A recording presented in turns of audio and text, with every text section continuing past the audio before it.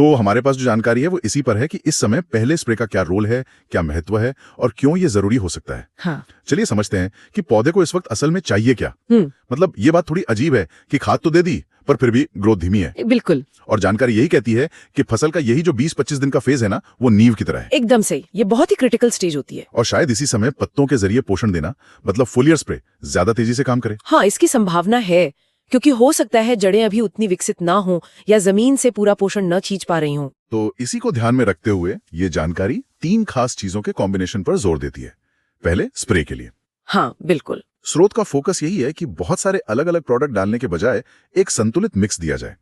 तो इसमें पहली चीज है एनपीके 19-19-19। अच्छा, एनपीके 19-19-19 मतलब नाइट्रोजन, फास्फोरस, पोटाश तीनों बराबर। जी, नाइट्रोजन से पौधे में हरापन आता है, फोटोसिंथेसिस तेज होता है, तो कल्ले निकलने में मदद मिलती है। और फास्फोरस वो जड़ों के लिए होता है ना? हाँ, फास्फोरस मुख्य रूप से जड़ों के विकास में मदद करता है।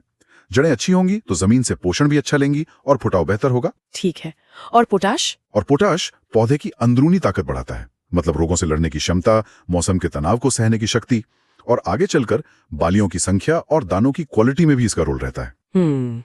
स्रोत में यह भी बताया गया है कि ऐसा एनपीके लें जो पानी में पूरी तरह घुल जाए, एकदम क्रिस्टल क्लियर, ताकि स्प्रे करने पर पत्तों पर चिपके नहीं और जल्दी असर करे। बिल्कुल, असर शायद 2-3 दिन में ही दिखने लगता है।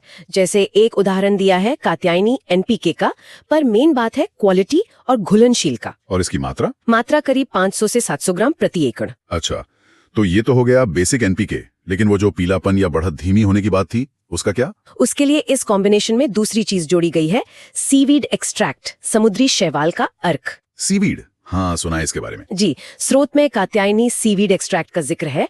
ये एक लिक्विड टॉनिक की तरह काम करता है। इसका मुख्य काम है पौधे में क्लोरोफिल बनाने की प्रक्रिया को तेज करना। ओह, मतलब इससे पौधे में हरापन जल्दी आएगा और फोटोसिंथेसिस और भी बढ़ेगा? हाँ बिल्कुल, ज्यादा क्लोरोफिल मतलब ज्यादा ऊर्जा, जिससे फुटाव और बढ़त दोनों बेहतर होते हैं। और ये तनाव वाली बात? जी, ये पौधे को कई तरह के स्ट्रेस से भी बचाता है, जैसे कोई बीमारी का हमला हो, कीड़े लगें या मौसम गड़बड़ हो जाए। ये पौधे को मजबूती देता है। ये तो काफी फायदेमंद लग रहा है। इसकी कितनी मात्रा बताइए? इसकी मात्रा है 250 मिलीलीटर प्रति एकड़। 250 ml, ठीक है।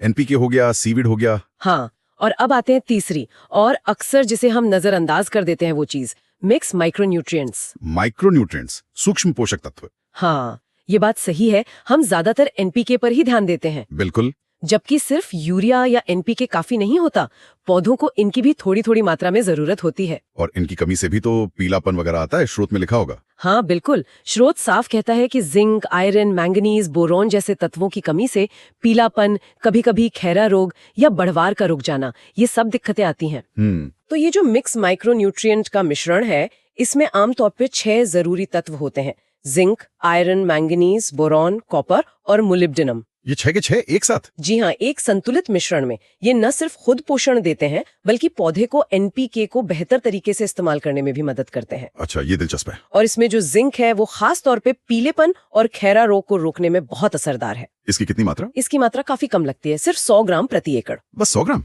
ठीक है।